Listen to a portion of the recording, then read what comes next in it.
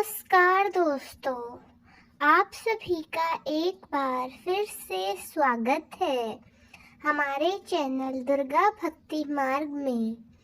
आज मैं आप सभी को सुनाऊंगी वैशाख स्नान की कहानी।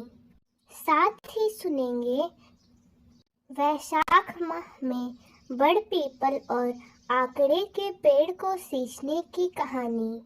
नर्मदा नदी के तट पर बहुत पुराना छोटा सा गांव था।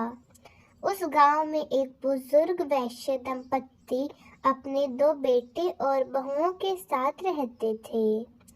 उस वैश्य का नित्य का नियम था कि वह हर रोज नर्मदा के घाट पर जाकर स्नान करता था और वहीं से 1 लोटा जल लेकर सूर्य भगवान को अर्घ्य देता था। वहीं पर ही बड़ पीपल और आकड़े के पेड़ को सींचता था। एक बार की बात है, वैशाख माह लगने वाला था तो वैश्य ने अपनी पत्नी से कहा कि भाग्यवान, मेरी तबीयत कुछ दिनों से ठीक नहीं है। कल से वैशाख माह भी लगने वाला है। मुझे लगता है कि मेरा नर्मदा तट पर जाकर स्नान करने का नियम टूट जाएगा। तब उस वैश्य की पत्नी ने अपने पति से कहा, आप इतने दुखी और परेशान क्यों होते हैं?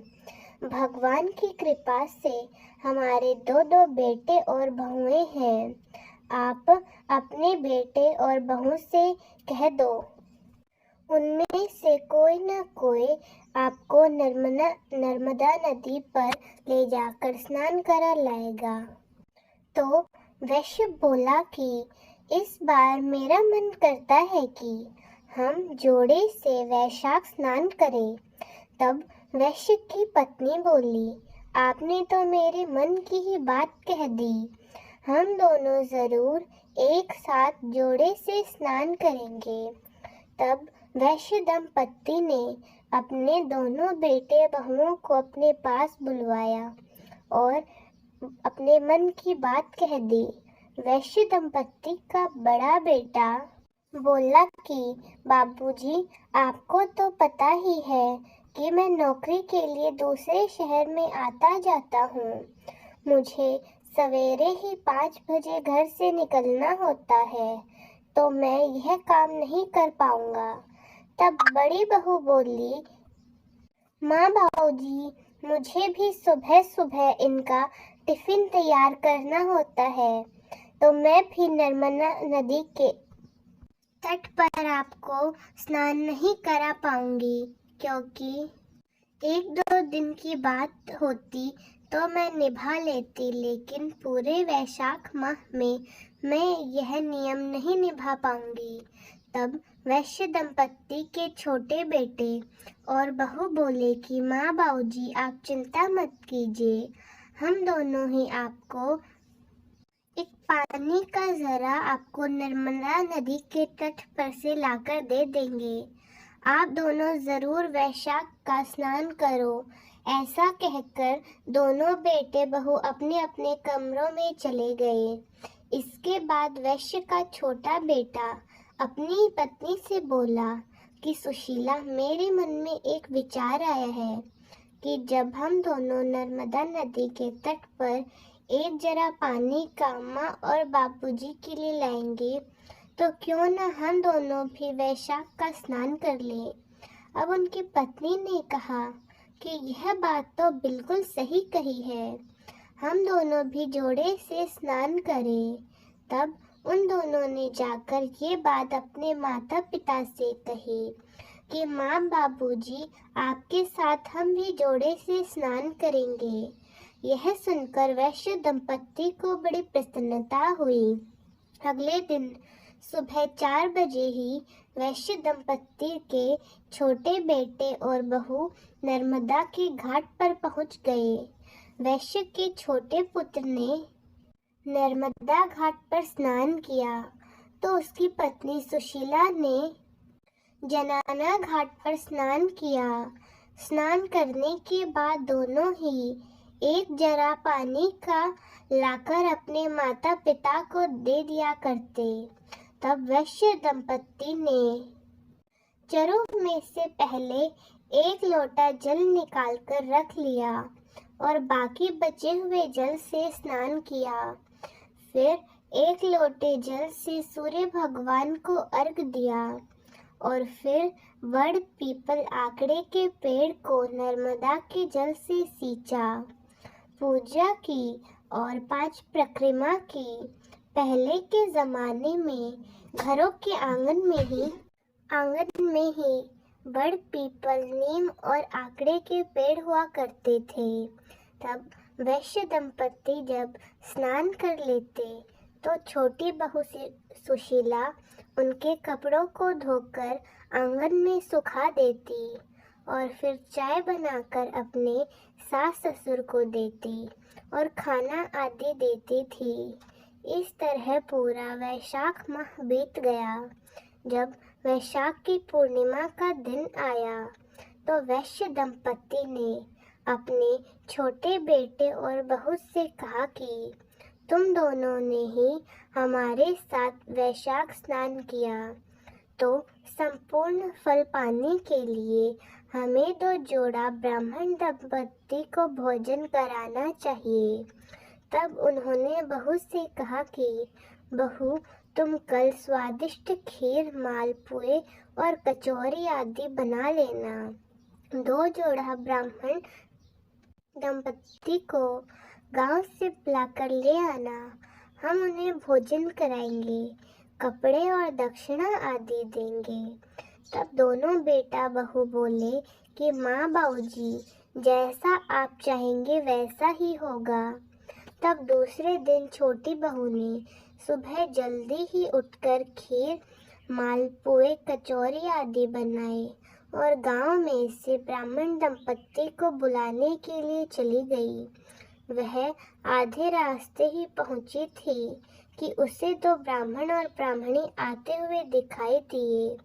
बहू ने सोचा कि शायद तीर्थयात्री हैं, गांव के तो नहीं लग रहे हैं, क्यों ना मैं इन्हें ही भोजन के लिए घर ले जाऊं। तब छोटी बहू ने उन्हें प्रणाम किया और बोली कि पंडित जी, आज वैशाख पूर्णिमा है और मेरे सास ससुर 2 ब्राह्मण जोड़ी को भोजन कराना चाहते हैं। कृपा आप हमारे साथ चलिए, मेरे घर भोजन करने चलिए।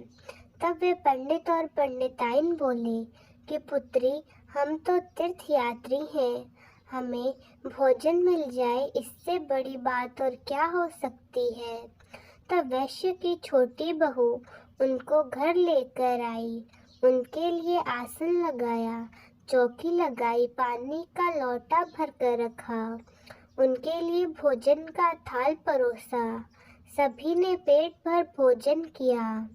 फिर वैश्य दंपत्ति ने उन्हें कपड़े और दक्षिणा दी। तब ये दोनों ब्राह्मण और ब्राह्मणी ने सबको ढेर सारा आशीर्वाद दिया। तब वैश्य दंपत्ति अपने छोटे बहू और बेटे से बोले कि इनके चरण धोने के लिए जल लेकर आओ। तब बेटा बहू जल की झारी लेने गए और वैश्य दंपत्ति के चरण पोंछने के लिए, गमछा लेने के लिए कमरे में अंदर चले गए। पीछे से ब्राह्मण दंपत्ति, जो कि भगवान राम, सीता, विष्णु जी और लक्ष्मी माता थे, वे ब्राह्मण और ब्राह्मणी का वेश धर के वैश्य दंपत्ति और उनके छोटे बहू बेटे को वैशाख स्नान और बड़ पीपल आकड़े के पेड़ को सींचने का पुण्य फल देने आए थे, उनके सत के रक्षा करने आए थे। वे अंतर ध्यान हो गई। जैसे ही वैश्य दंपत्ति और उनके बेटे बहू चौक में आए तो उन्हें कोई दिखाई नहीं दिया, लेकिन उनको यह देखकर महान आश्चर्य हुआ कि उनकी रसोई में अन्न धन की ढेरियां पड़ी हुई थी। जैसे ही वैश्य दंपत्ति ने चौकी हटाई तो उन्हें और भी आश्चर्य हुआ। जहां भगवान राम और माता सीता बैठे हुए थे, वहाँ भगवान राम के चरण और धनुष के चिन्ह अंकित थे तथा जहाँ माता सीता बैठी हुई थी वहाँ सोने की मोहरों की थैली पड़ी हुई थी। जहाँ भगवान विष्णु बैठे थे वहाँ चक्र का चिन्ह था और जहाँ माता लक्ष्मी बैठी थी वहाँ सोने और चांदी के आभूषणों की ढेरियां पड़ी थी। ये खबर पूरे गांव में आग की तरह फैल गई कि वैश्य दंपत्ति के घर भगवान राम, माता सीता, भगवान श्री हरि विष्णु और माता लक्ष्मी जी प्रकट हुई। तो वैश्य दंपत्ति के घर लोगों के दर्शनों का तांता लग गया। जब वैश्य दंपत्ति के बड़े बेटे बहू को यह पता चला तो उन्हें बहुत दुख हुआ कि अगर हम भी वैशाख स्नान करते और माँ बापूजी के लिए नर्मदा का जल स्नान करने के लिए रख देते तो आज हमें भी भगवान के दर्शन होते।